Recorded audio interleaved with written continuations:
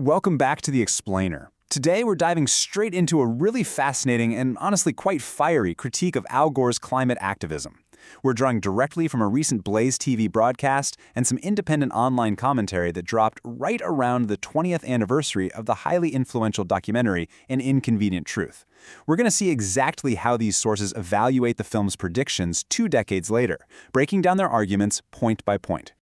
Here's the roadmap for today. We'll start by revisiting the documentary itself, then move into evaluating those environmental predictions, look at the resulting political and judicial clashes, and wrap up with the financial critiques.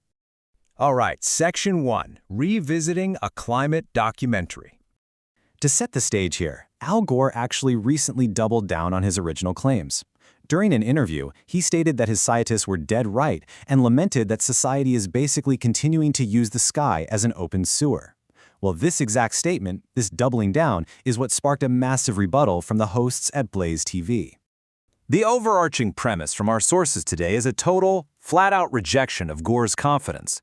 The commentators argue vehemently that contrary to the science being dead right, absolutely none of the catastrophic predictions presented in the movie actually came true. They're framing the documentary not as a prophetic warning, but as an exercise in failed hysteria. Moving on to Section 2. Evaluating environmental predictions. Let's look at the specifics. The hosts first zero in on the Arctic. You might remember the models from Dr. Maslowski featured in the film, saying the entire North Polar ice cap could be completely ice-free in summer within 5 to 7 years. The sources counter this simply by pointing at today's reality. The polar ice caps are visibly still there. They definitely didn't vanish as modeled. Then, there's that terrifying prediction of a massive 20-foot sea level rise. The documentary warned this would cause permanent, catastrophic flooding, literally threatening to swallow up New York's West Side Highway. But the Blaze TV hosts argue, well, the highway is still perfectly intact. Sure, they acknowledge occasional flooding happens in places like Florida, but they point out that the permanent apocalyptic inundation of coastal cities, it just hasn't materialized. To put this into perspective, the sources bring up a really specific number. They claim global sea levels have only risen about 9 inches over the 146 years since 1880. So, rather than a rapid tidal wave scenario, the hosts argue this is just part of a natural historical cycle. In fact, they go a step further, asserting that right now, sea levels are actually starting to recede. And you probably remember this iconic visual, Al Gore getting on an actual scissor lift to physically track a massive unchecked spike in CO2 emissions soaring past 500 parts per million.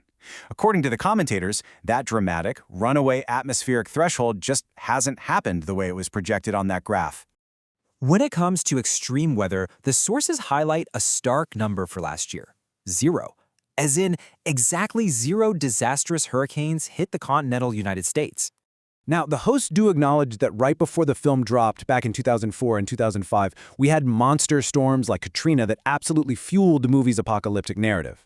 But looking at the long-term reality, the Blaze TV broadcast cites global data claiming an overall slight decline in both hurricane frequency and total global energy since 1980. They argue the film's panic over constantly intensifying storms was fundamentally misplaced. Okay, Section 3, Political and Judicial Clashes. So how does this frustration spill over into modern politics? The commentators track this wild saga in Glacier National Park that really sums it up.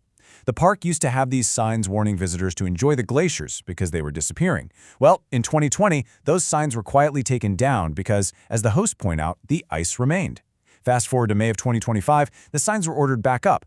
The Trump administration attempted to remove them again, only for a federal judge to mandate they be reinstalled by the 4th of July.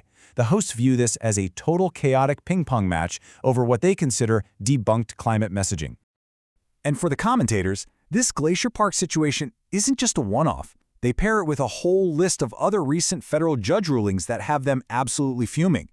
We're talking about judges blocking a ban on using SNAP benefits for candy, stopping the use of a Social Security database for voter verification, and even halting a subpoena in an immigration probe.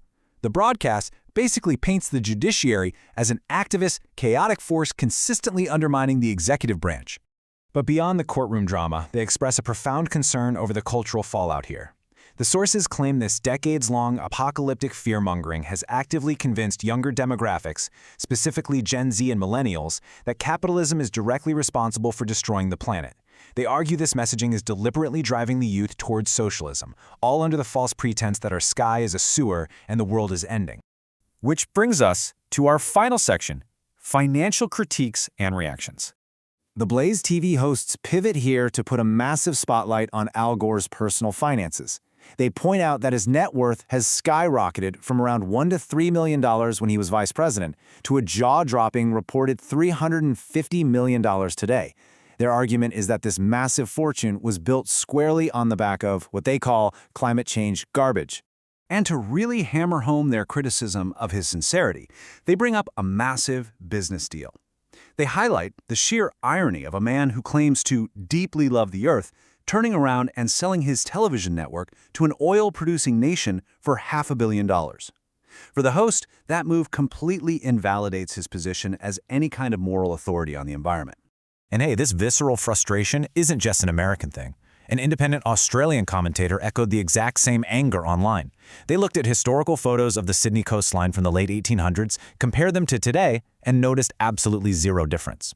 They expressed feeling totally manipulated, saying they were conned badly by apocalyptic projections that made them believe they'd literally be living underwater by now.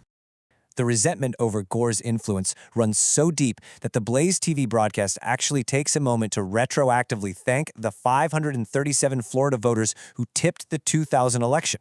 They openly praise that tiny group of voters for keeping Al Gore out of the White House, arguing that, regardless of their complaints about George W. Bush, he was ultimately the lesser of two evils compared to what a Gore presidency might have looked like. So what is the big takeaway we are left with from all these critiques? It really boils down to a profound question. When incredibly terrifying, high-stakes predictions about the end of the world are heavily promoted, but the public ultimately perceives them as having completely missed the mark, what happens to societal trust? How does that impact our long-term faith in science, in institutions, and in each other? It's a massive question, and one that clearly continues to fuel intense political divides today. Thanks for joining me for this explainer, and I'll catch you next time.